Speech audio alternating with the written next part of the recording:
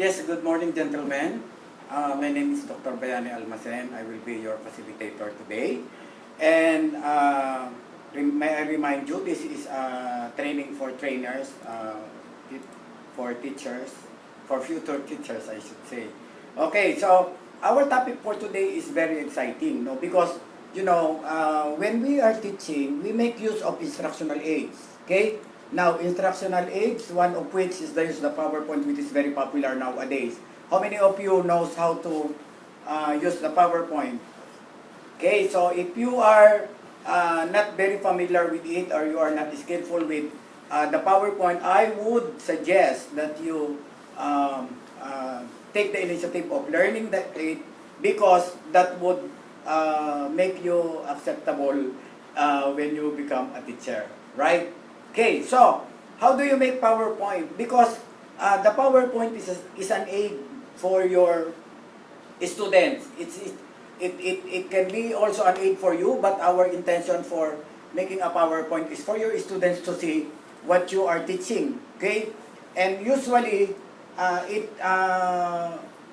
creates a concrete example of what you're saying, because of course, when you are teaching, especially when you are using a lecture as a method, it is always focused on your information being shared to your students, but maybe some of the concepts, principles that you are talking about are not concrete on them. Now, so for example, you're talking about the fire extinguisher, and one of your students is grew up in the mountains, graduated in a high school in the community, and they do not know what is fire extinguisher. But if you use a PowerPoint and you make sure that there is a picture of the fire extinguisher, that can at least concretize the information that you are saying. Okay, that's one of the purpose.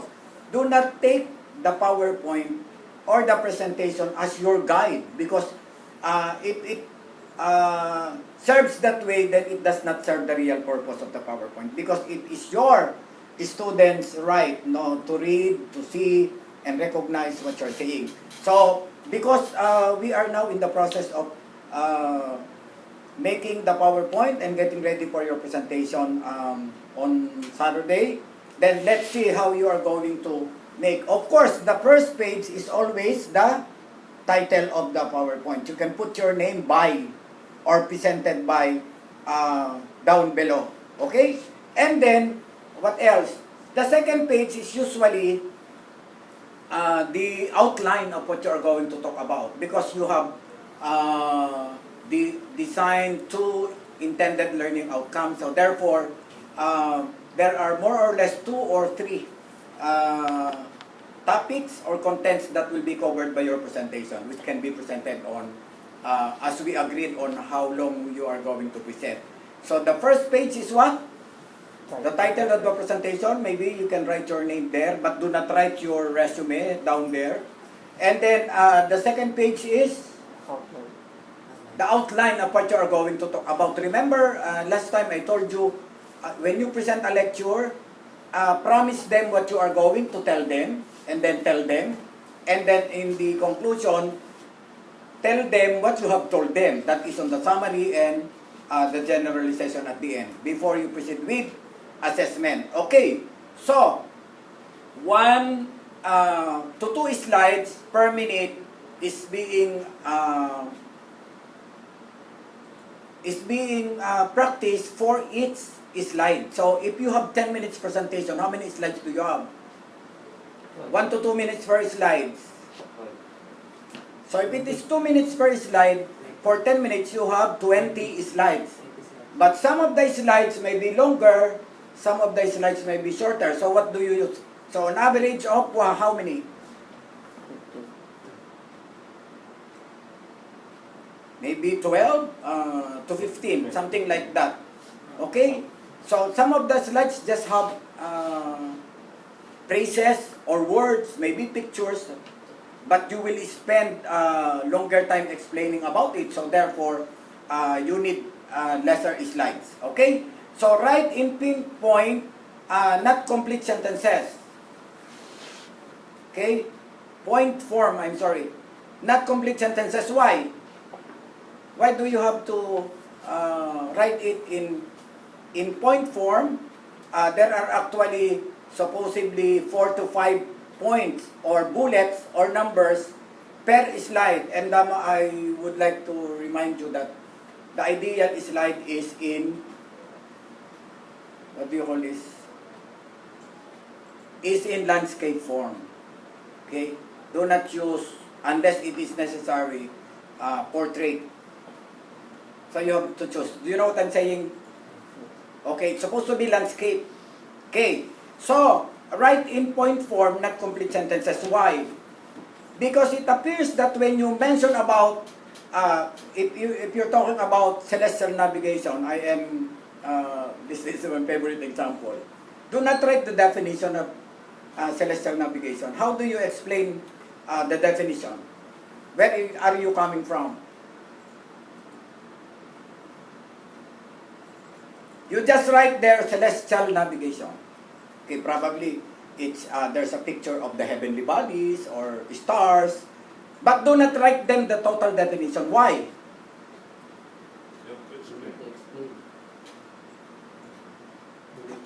How does it appear? It appears that you are very intelligent, that you are very good, that you know what you're talking about.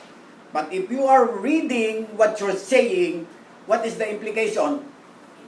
Oh, my teacher does not know what he is saying because he is reading the definition. See? That's one of them. So I would suggest that you just write in point form and then talk from the heart and from the memory. Okay? That's why it is important that you know what you will talk. Okay? So, include 4 to 5 points per slide. That's what I'm saying. Now, the brain can accommodate about maximum of 9 words, 9 ideas, 9 colors, 9 shapes, 9 numbers.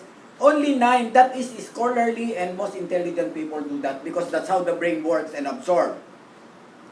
Now, the average is 7. Now, if you have 4 to 5 points, some of the points may be occupying 2 lines. So what I'm saying is a maximum of 7 lines. If you are using landscape format, then it has to be 4 to 5 points and a maximum of 7 lines. Okay? Because the brain can only accommodate at one shot, in one looking at the slide, you can only remember a maximum of 9. If you are that intelligent, if you are that scholarly, and the average is 7. Okay? Now, slow students, in terms of how the brain works, can accommodate 5. So there is a rule or principle of 7 plus 2, how much? 9. 7 minus 2, 5. So that's how the brain works. If you are an average, you get 7. So you learn 7 parts of the ship if you are presented 20. Do you get what I mean? So if you are going to present 20 parts of the ship, how many do you use in the slide?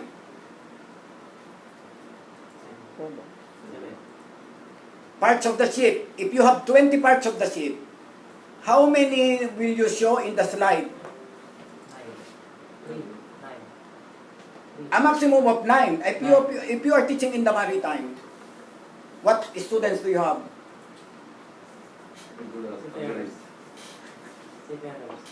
So you put 7 parts of the ship at an average. Why?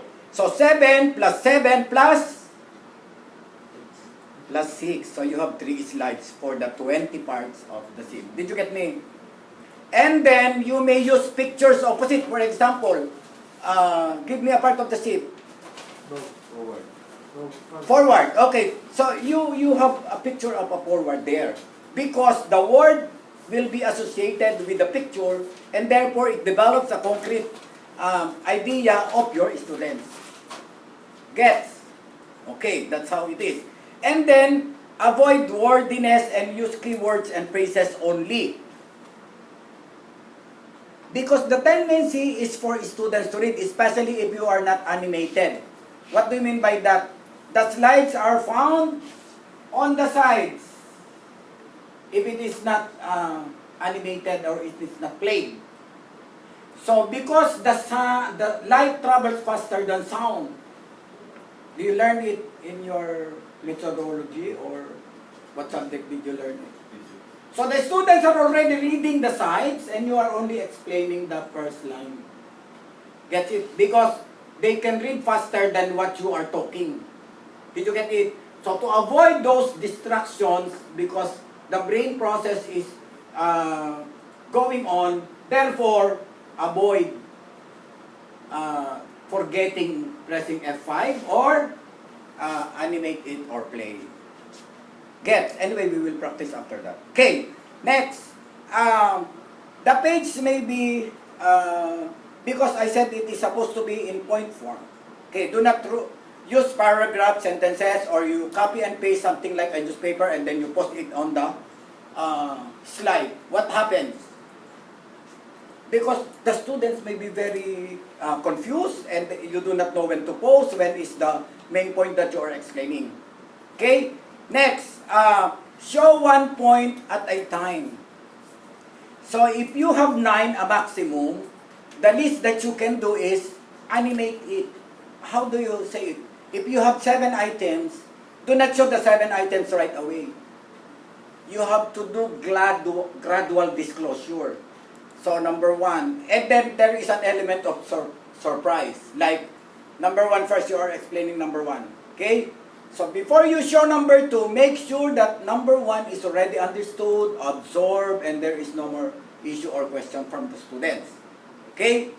So when you talk about number 2, that number 1 is already done. It is already understood. Now there are cases that when you animate it, you put dissolve.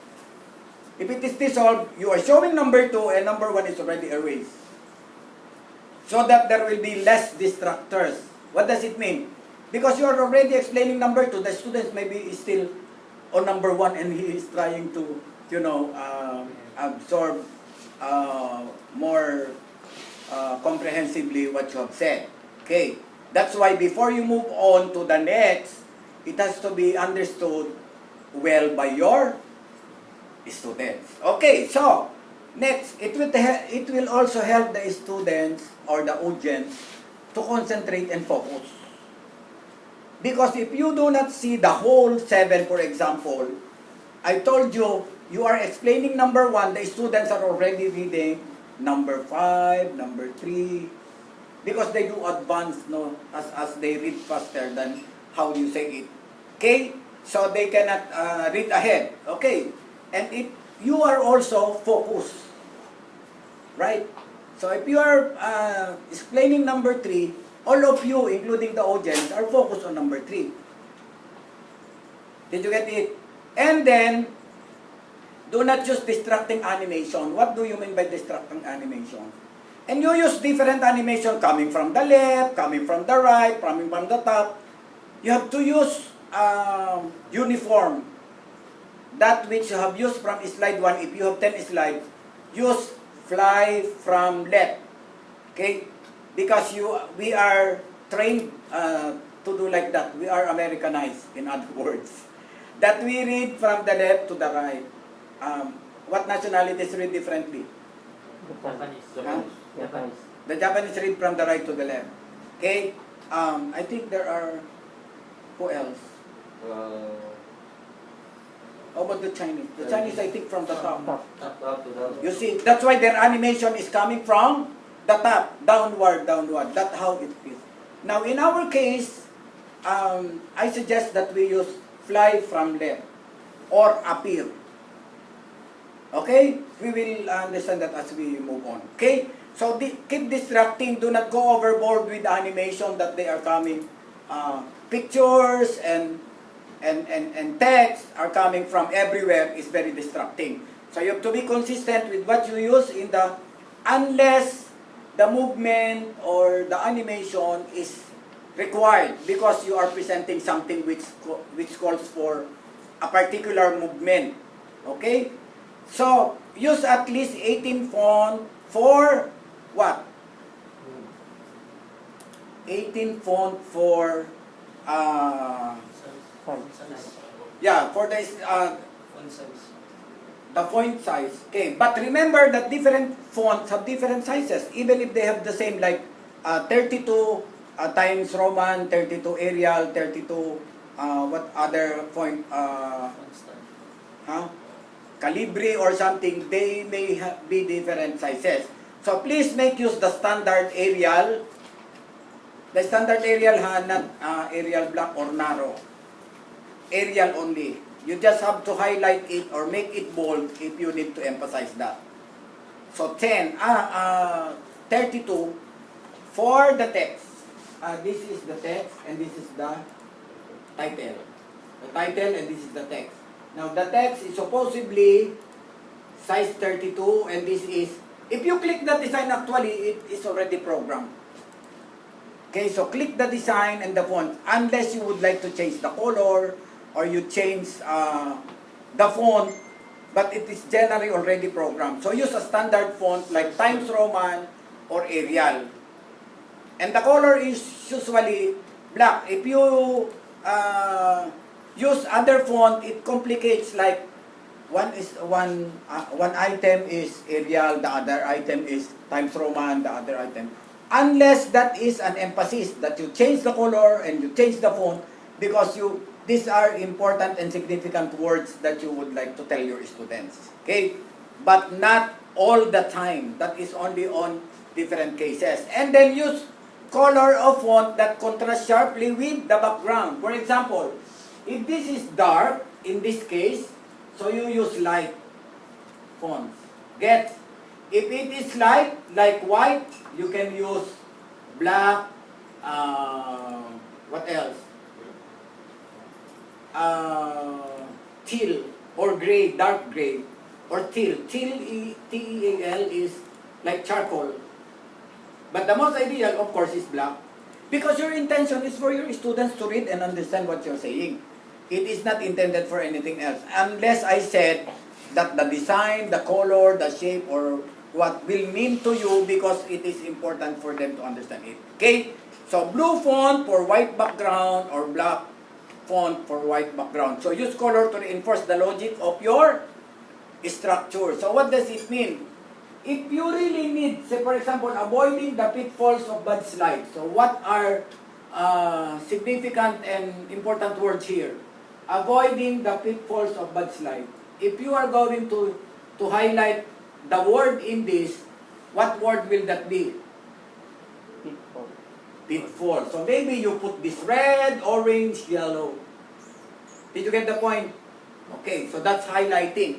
And use color to emphasize a point, but use only occasionally. What does it mean?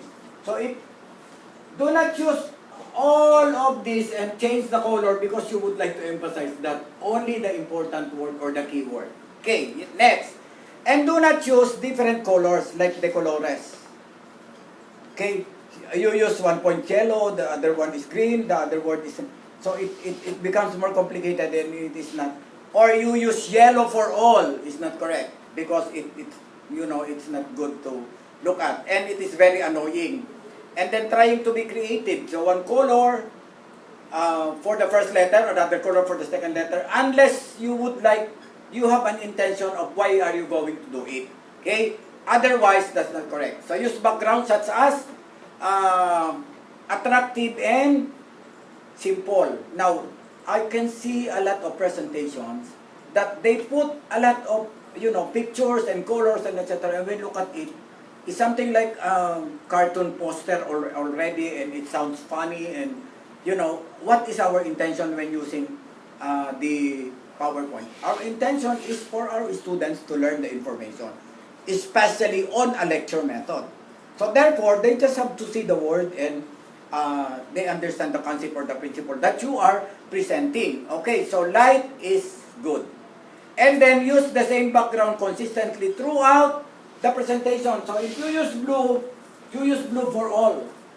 Okay, do not change every now and then for every font like the colores. So avoid and then having sounds. Now remember, when you are making a presentation, do not choose a sound in the transition or in the changing of the slides that are destructive unless you put music or background for that. But generally in the classroom, we do not use backgrounds like the one which is, maybe entertaining to them, or that can be for a different purpose. But if it is actually a regular lecture, then do not choose any sound at all. Unless you're talking about the different signals and you would like your students to hear the sound, and then that's when you do it. And it is only for specific purposes, but not all the time. Okay. Now for the graphs, there are you may use different colors for it because it separates and differentiates the results of the graph. If you are using a graph, which may be seldom. And then for spelling and grammar, remember, you and your students may not be perfect. Nobody is anyway. Now, how do you know that more or less the spelling is wrong when you are typing? It is highlighted or underlined. Now, of course, generally, for example, names of people, places, and words which are foreign, say a Greek word or something, it may be underlined. But being underlined is not always wrong spelling. What else? Grammar. The grammar may not be underlined also. For example, I am from Cavite. The form is not correct. So grammatically it is wrong.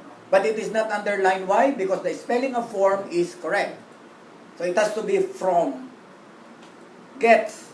Okay. Now, others which are underlined are the double words. Words that are used 2 times. So for example, I am from Cavite. So you will see that the from will be underlined. Why? To get your attention that might probably is wrong. Okay? Because there are cases which is correct. For example, my dog is Pen. Because my dog is Pen. My relative in the UK said, I know the family name of your dog. What is the family name? Huh? Almacen, di ba? Pen di Almacen.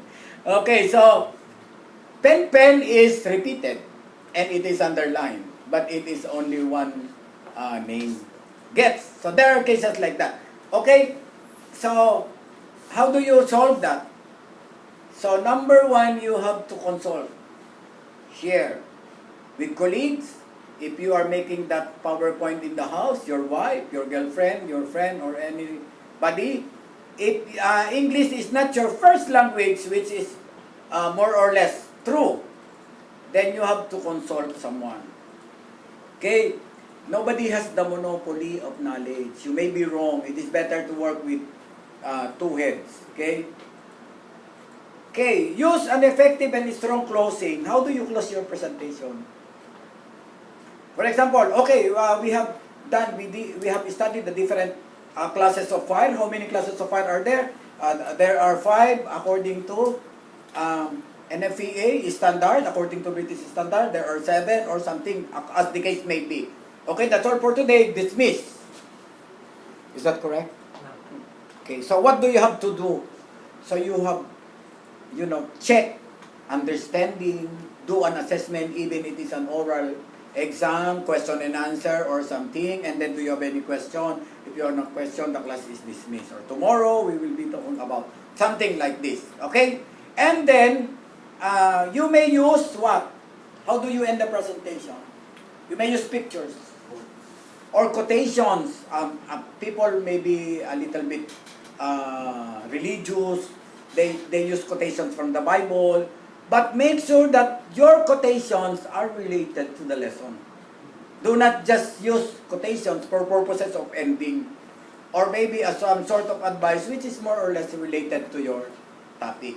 Okay? Do not get out of the topic just because you would like to use a verse from the Bible. Okay? And then summarize the main point before you finally end the presentation. And then suggest avenues for research. What does it mean? When you disseminate information, students may be thinking about it. Okay? The relevance to their work, significance to their life, and what will benefit their life, in their lives.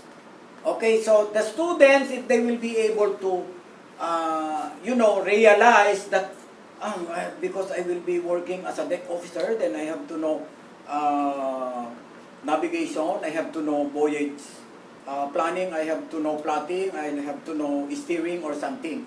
If they cannot relate the relevance of what you're talking about, the learning is impossible because they have to process it and realize the value of the information you're giving. That's why it is important that you inspire first your students before you what? Become an effective teacher. Okay? So, suggest future avenues for research. What does it mean? When students go home, they have that energy. Oh my God, I'm going to do a Google on it. I will look for more explanation and a deeper meaning of this so that I will understand better.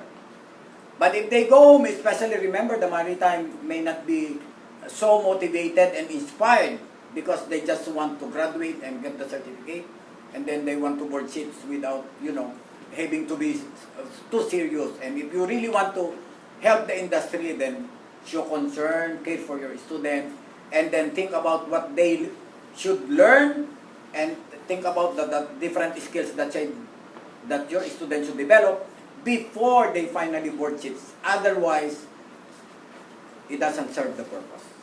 Okay? So, end the presentation with a simple question and slides. I was talking to you before. Invite your students to ask questions. Okay, do you have question? Juan de la Cruz, please stand up. Do you have any question? Do you think Juan de la Cruz will ask question? No. Okay, so if you have no question, then I have a question.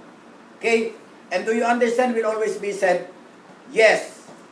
Yes, we understand. Is that clear? Loud and clear. So what do you understand? Forget, sir. That's it. So what do you understand? Throw back to your students. This is a measure that learning has taken place, that you are an effective teacher. That means information has been disseminated and it is fully understood. Yes. Yes, okay. So class, that's all for this session. Thank you so much for listening and we'll see you again in the next session. Once again, good morning and thank you very much. Bye-bye.